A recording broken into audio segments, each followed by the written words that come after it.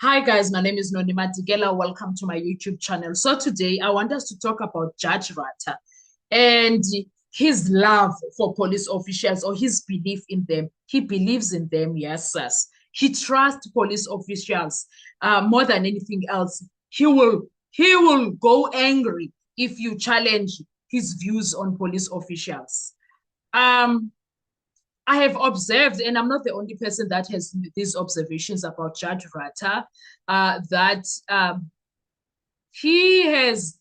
as he presides over the Senzo Meyiwa matter, he believes everything that is being said by Abo Brigadier Gininda more than the accused. In the Senzo Meyiwa murder trial, Judge Rata Mukwatleng has often been perceived by courtroom observers and the public as leaning toward trusting the police witnesses' version of events more readily than that of the accused. And there are a few reasons this perception has grown from 2023 to 2025. Number one, tone and questioning style. When the judge intervenes during testimony, his tone sometimes sounds more protective of police witnesses. Not sometimes, actually, most of the time. Oh, all the time. All the time, actually.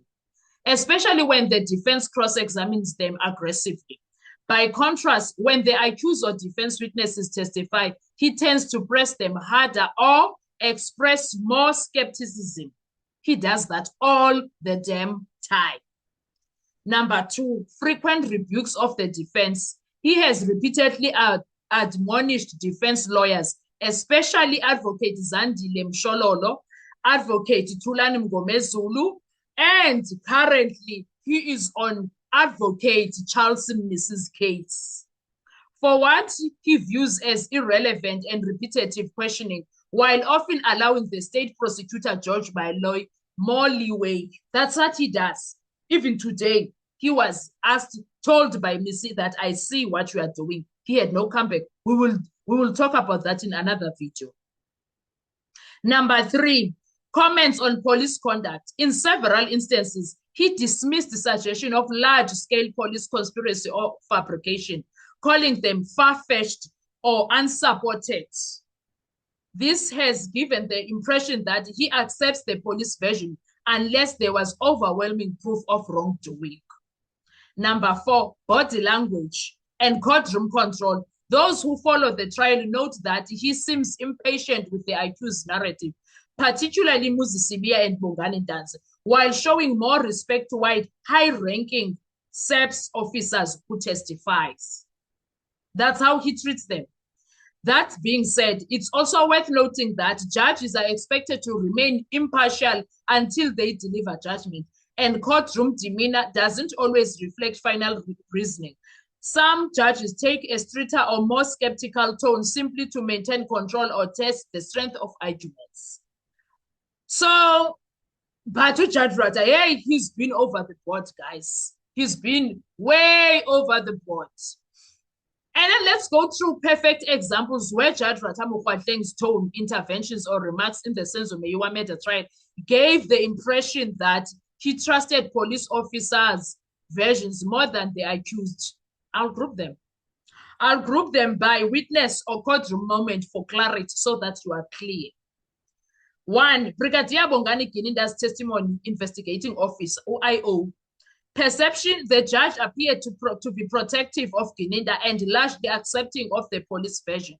Example, when the defense, especially Advocate Mngomezulu, questioned Gininda about alleged torture and coercion used to obtain confessions, the judge intervened several times, saying things like, "Counsel, you are now arguing, not questioning. You must put facts, not opinions, to the witness." These interventions often cut off the defense before they could expose inconsistencies in the police timeline.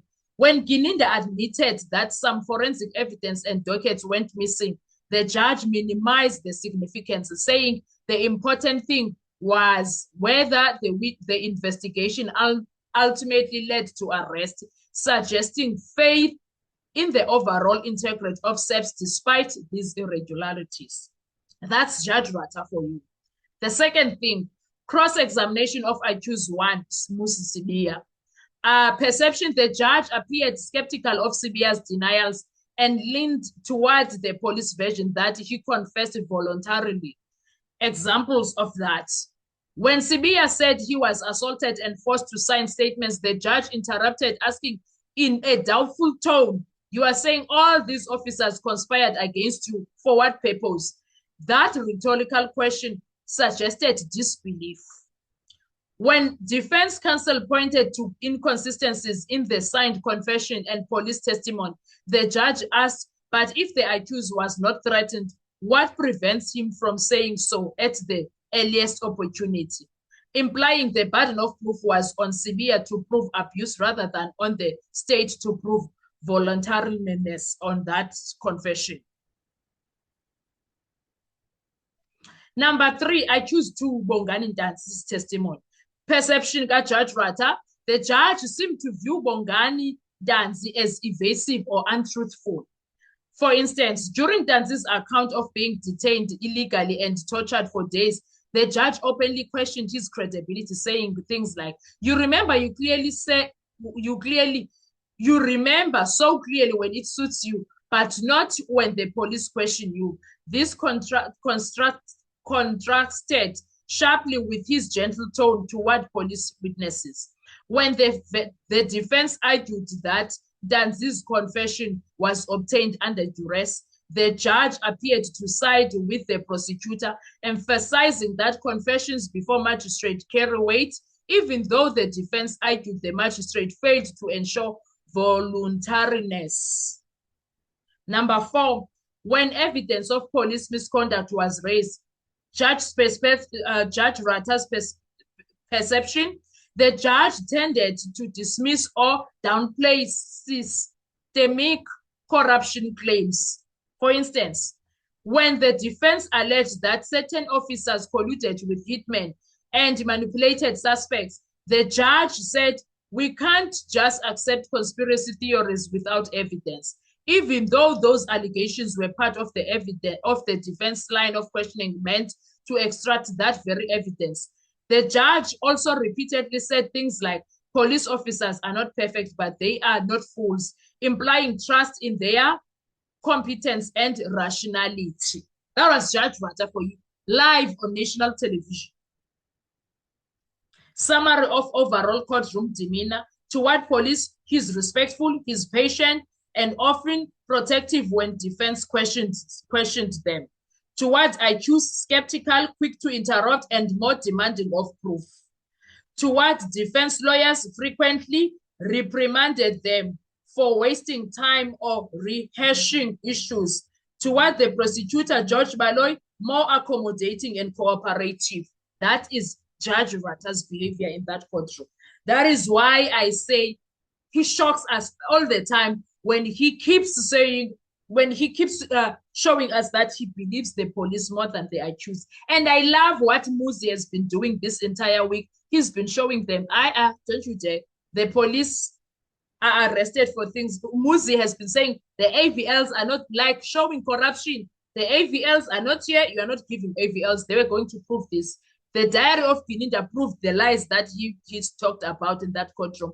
So there's a lot of things. And Muzi was like, there are police that are arrested. What are you on about? Hey! I was so impressed with him. I do not want to even lie. But more than anything else, Judge Ratha is annoying. Judge Ratha will make you angry, swear at an old person because of his behavior and how he continues to disrespect everything. Everyone in that courtroom, except for George Baloyi and the state witnesses. You could see that he did not believe Muzi when Muzi told them about the trip to KZN. When Ramsipile asked about the trip to KZN, Judge Ratha did not believe any, because he also made commentary about, you want to tell me Brigadier Gininda will leave his family, his wife, his children, go do you a favor, take you to home to speak to your parents and show them that you've been arrested, and whether this is how you thank him, by lying on him? That's what he alluded to, saying that they did not even give you food on the road after doing you that mercy. He presented Gininda as a Jesus, as a Messiah, as a merciful person towards Sibiya. That was Judge Rata in that courtroom. He is biased through and through, and we have seen him being unkind to the defense lawyers, unkind even to the witness that came for in the trial within the trial, a police officer Makubo. He was unkind. He was so unkind. He was patient to Zungu, who made up theories and stories, and he believed that theory. Judge Rata. So that is why I'm like, that man is vile. He does things just like the apartheid government was doing to our people back in the day. Maybe because he's used to see that is still sitting in his head. I don't know, but he's vile in that courtroom. Oh, he has shown us worse things about his character. What are your thoughts when it comes to Judge Rata's behavior? Let's talk with comment section. Thank you so much. I want to hear your views. Bye-bye.